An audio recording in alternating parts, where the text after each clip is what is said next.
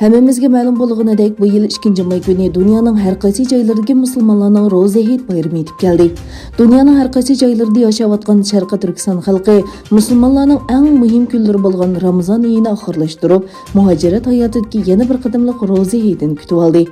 Uyg'urlarga nisbatan ko'p o'ltiraqlashgan Turkiya, Avstraliya, Gollandiya va Norvegiya qatorliq davlatlardagi Sharqi Turkistonliklar shu joylardagi Uyg'ur masjidlari va madaniyat markazlariga jam bo'lib birlikda Hayit namozi o'qidi va birlikda Hayitlik faoliyatlar o'tkazdi. Xitoyning Liaoning nomli aviamatkasi 5 qo'g'ilg'uchi paraxod, 1 qo'g'dug'uchi paraxod va ta'minlash paraxodi bilan birga Sharqiy dengizdan o'tib Tinch okean qarab yo'lga chiqdi. Amerika armiyasining Abraham Lincoln nomli aviamatka atirdi Filippin dengizida vazifa o'tayotgan bir paytda Xitoyning Liaoning aviamatkasini Tinch okeanga chiqarishi diqqat tortdi. Rossiya Yaponiya bosh ministri Kishida Fumioni o'z ichiga olgan 63 yuqori darajalik Yaponiya amaldorlarini jazolashni qaror qildi. Rossiya Tashqi ishlar ministrligi bayonotida mundaq dedi: Yaponiya hukumatı misli ko'rilmagan darajada Rossiyaga qarshi turish harakatini qo'zg'adi va bu Rossiyaga qarshi tuhmat va bevosita tahdid qatorliq qabul qilg'ili bo'lmaydigan so'zlarni yo'l qo'ydi. Egilanishicha, jazo doirasida 63 Yaponiya fuqarosining Rossiyaga kirishi cheklandi. Xitoyning Hangzhoudagi bir texnika shirkatining Ma familiyalik direktorining davlat bexatarligiga ziyon yetkazgan faoliyatlarga qatnashganligi sababidan qo'lga ilinganligi haqidagi xabar pay bozorga mablag' solg'uvchilarni gangirtib qo'ygan.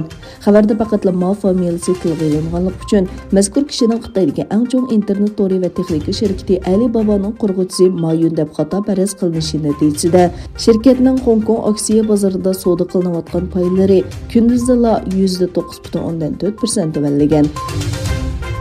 Qozog'iston Rossiya ishg'ol qilgan Ukrainaga askar avatish chaqiriqini yana rad qildi.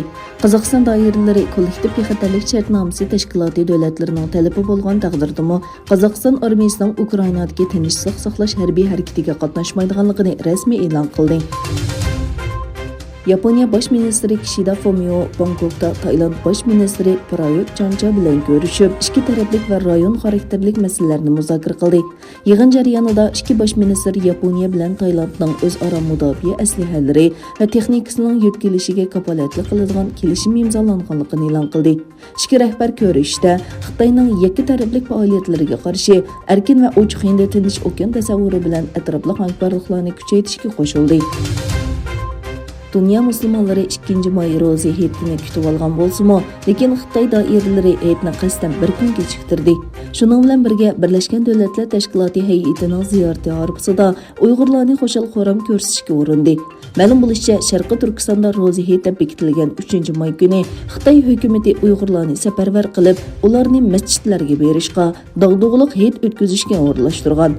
Shu kuni Qashqar Hayitiga jamoasining oldida tantana qilayotgan necha minglagan Uyg'ur yoshlarining videosi Facebook, Twitterlarda keng tarqalgan. Tahlilchilarning qarashicha, bu videoga Xinjiangdagi har millat xalqi Ro'za Hayitni tabriklamoqda degan xatni qistirilishi va xalqaro taratqularda keng tarqalishi Xitoyning buni tashviqot uchun maqsadli qilayotganligini aniq ko'rsatib beradi ekan.